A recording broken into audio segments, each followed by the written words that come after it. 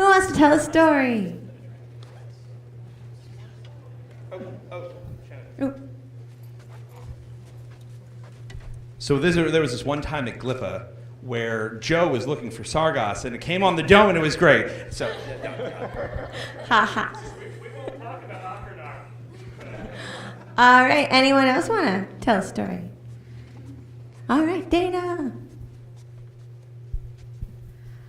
So there was this one time about 5 or 6 years ago where I was calling on students for questions at the end of one of my shows.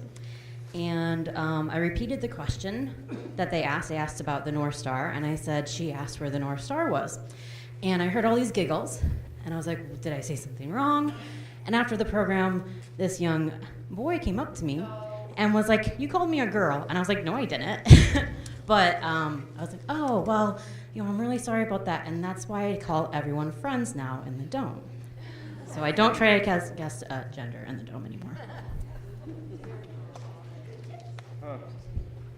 All right. I'm going to use that now. Anyone else? Who wants to tell a story? Is Melinda coming up? No, Melinda's shifting in her chair. Anyone? Ooh, Dan.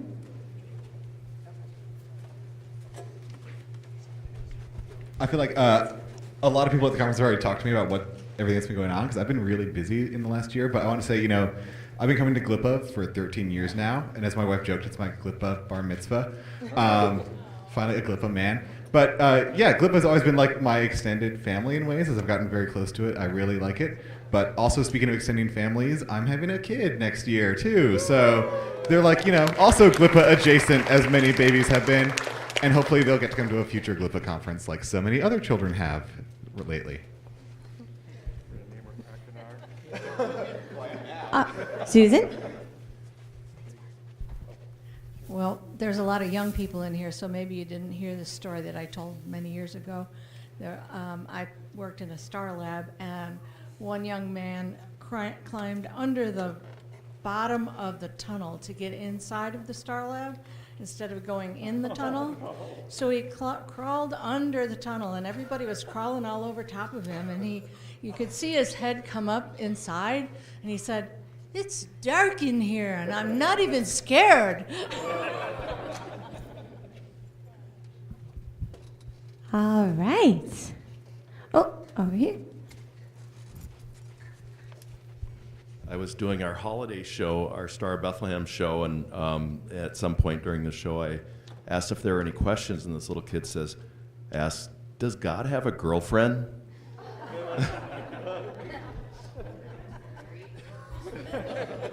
How do you answer that?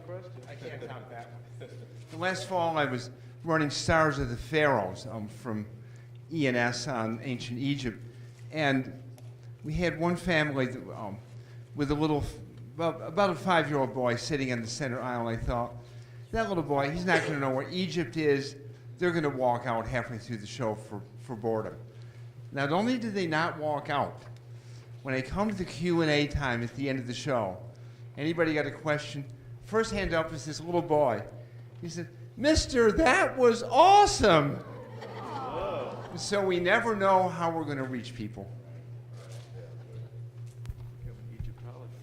Anna? This is not planetarium related, but it's planetarium adjacent. So we hosted the Destination Moon, the Apollo 11 mission exhibit from the Smithsonian this year. And that means that we had all kinds of like secret hush hush when the FedEx truck was going to arrive, because yes, they FedExed Apollo 11 to us. So it arrived in the middle of the night and it showed up, and our collections manager knows what a huge space nut I am. So she was like, "You need to come over here right now. The curators from the Smithsonian are doing checkout on it, and they've opened the hatch."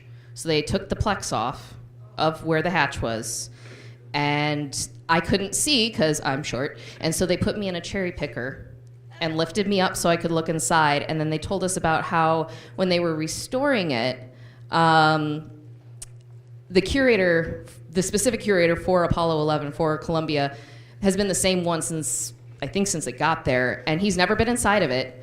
And he almost had a chance, but he was scared that he was going to break the couches because they just did the 360 scans of the inside, so you can go online and see that at the Smithsonian's website. But apparently they were trying to find somebody who they didn't think would break the inside because there was one spot they couldn't get with the camera on a stick. And they happened to have an intern who was a ballerina. And she's a little bit shorter than me and about 90 pounds. And so she got to get suited up in, and they all have asbestos in them, so she had to wear like the hazmat suit.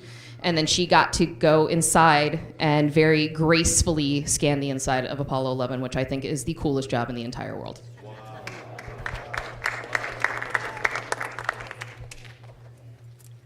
All right, Howard. So our lecturer, Tiffany, has a pointer she uses for kid shows called Arnie the Arrow. And one thing she does is have the kids call Arnie and then has Arnie fly around the dome to introduce him.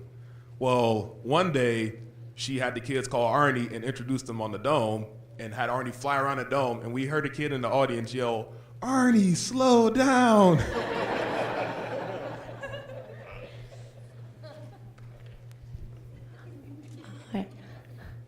I have one. Last year, I think this happened since Pleiades, I was doing a preschool sky and I was asking the kids if they had any questions and what do we learn about space, and it being like 4-year-olds, one raised her hand and she's like, so when I was being born, I didn't want to be born, so my mom had to go to the hospital and basically told me the whole story of how she was born by C-section. And her dad's like, shh, shh. I'm like, oh, you were born. I'm so glad to hear that. I'm so glad you're here. And she's like, I'm never going back. So, fun times. All right. Anyone else want to tell a story? All right. Over here. Gary. I was doing one of my shows in the portable at the Asheville Museum of Science, and I had explained everything beforehand. And I was letting people in, and a young woman said, I'm claustrophobic. We examined some alternatives, and she did come in and sat next to the zipper in the Digitalis dome with one hand outside the dome. Where there's a will, there's a way.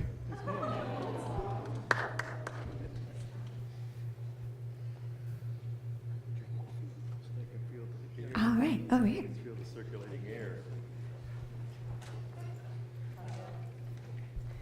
Okay, so this one time, we had this really cool Halloween show, and our glorious bosses let us dress up for this Halloween show. And I decided one day to walk into the planetarium in a giant inflatable T-Rex costume. And you may think that's the end of it, but the audience at the end of the night got to watch a giant T-Rex dance the time warp. And I was informed just recently that, yes, I have to be the T-Rex again. There's no escaping it.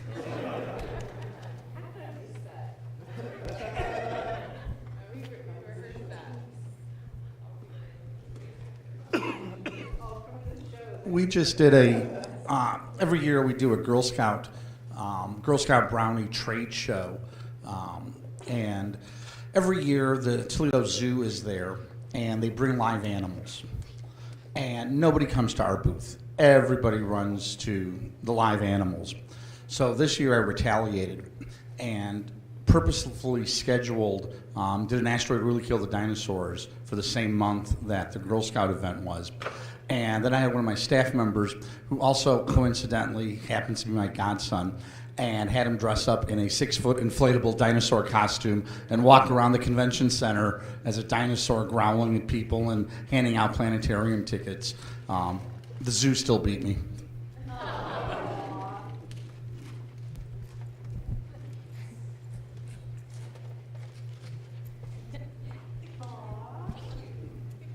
So in addition to the T-Rex, so I was dressed up as this giant inflatable T-Rex, and in our lobby we have a giant penguin statue.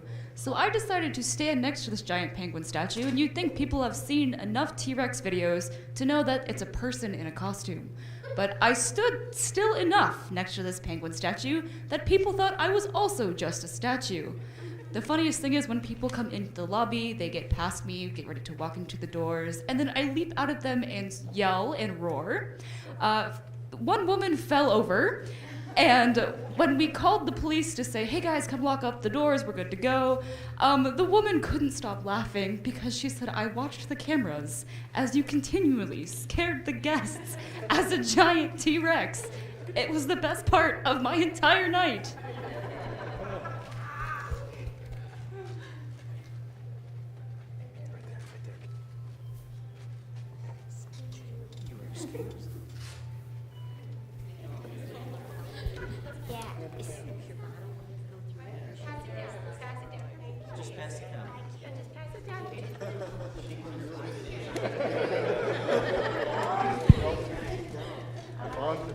Mine's maybe not super funny, but when I was hired as the planetarium curator manager, one of my good friends I work with, David, at the museum was hired as the giant screen theater curator, so we were sort of at the same level.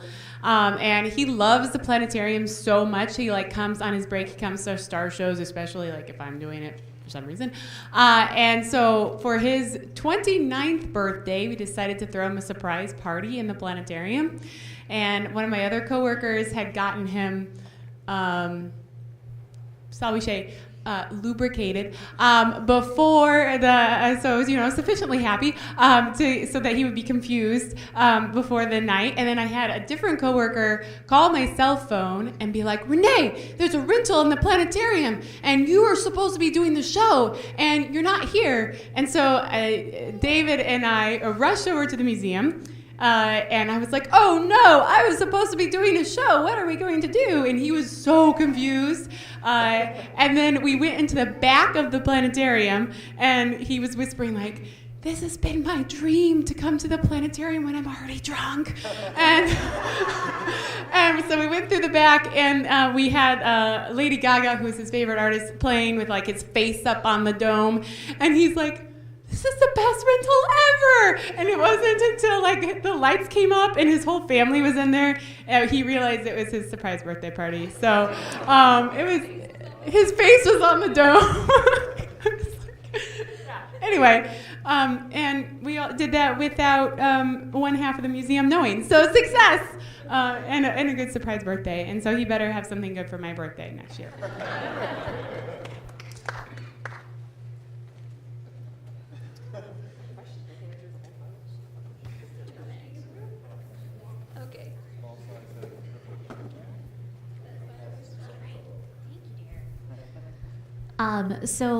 This year for our annual gala, we actually had Dr. John C. Mather come and speak. So you guys probably know him as the lead scientist on the James Webb Space Telescope.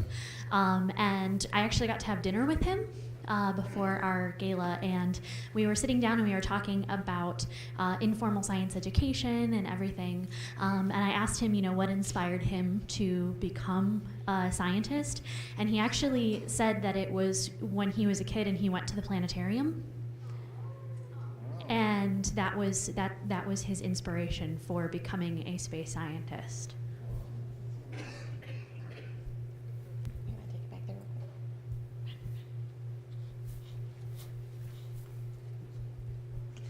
So I just want to brag on one of my staff members for a minute. So when she was hired as a gallery assistant, which means she wasn't going to be in the dome. Basically, she took tickets, she made sure everybody was comfortable, she did ushering duties, which are super important, as you probably all know.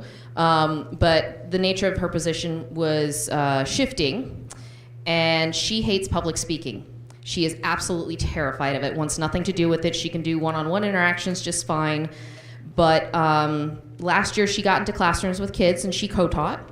But this year I asked if she would like to learn how to run the projector and learn how to run Little Star, which she didn't have to do the show for. All she had to do was do the intro and the outro and then push play and point out stars. And so she's been doing that for a month now. And she's actually comfortable talking on the microphone and has no problem with it. And now we're talking about doing her first live show sometime in the future. And I'm really proud of her.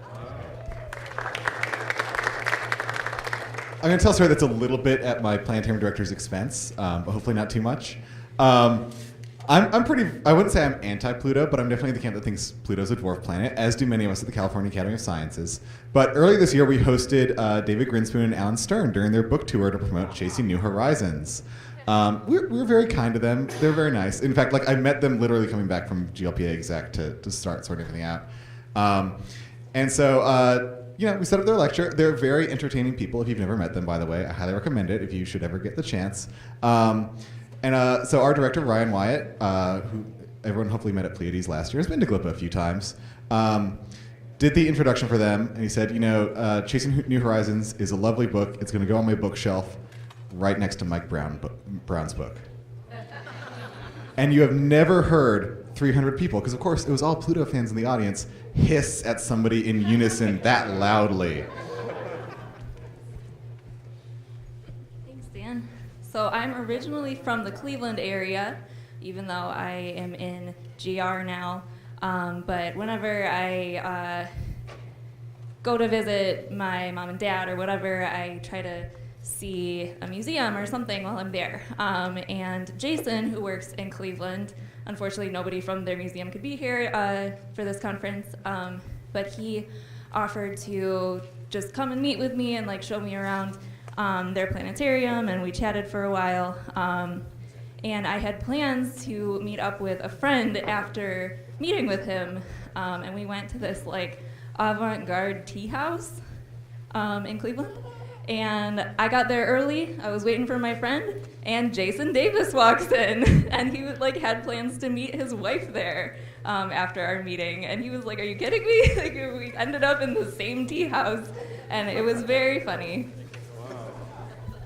It was funny because it's like not a super common place to go. Like it's a weird artsy place, so it was really cool.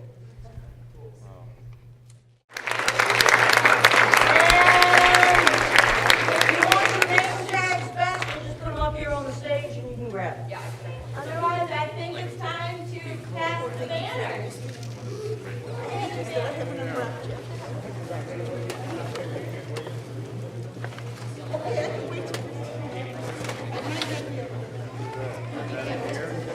Where's that gonna go?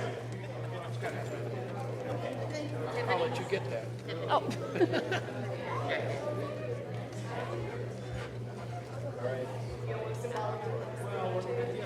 If anybody needs packing material for pottery or other objects, I have some, so feel free to come get it. Before we pass the banner and before anybody else leaves, let's give our hosts another big round of applause. Everyone that had something to do with the conference.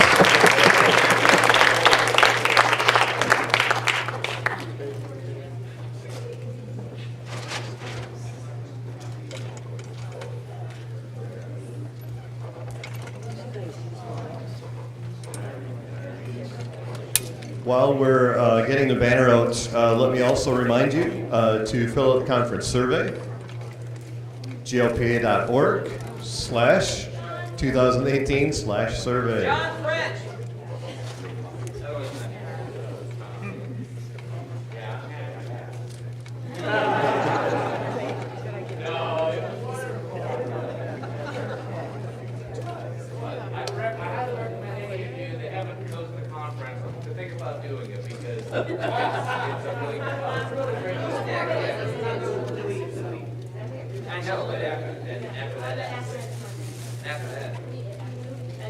Yeah, we need 2021, don't we? Oh, okay. All right, are we passing now?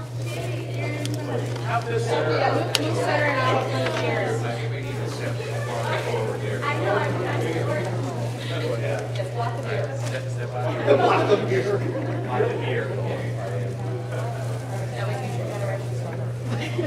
How high are we? Is it supposed to go left or right or right to left?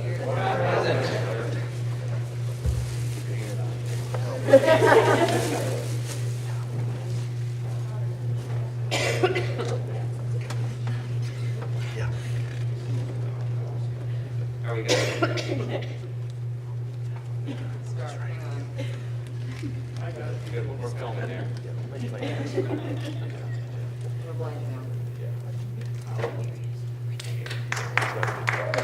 And one more big round of applause. Everyone have safe journeys home, and we'll see you next year. Thank you. You're on.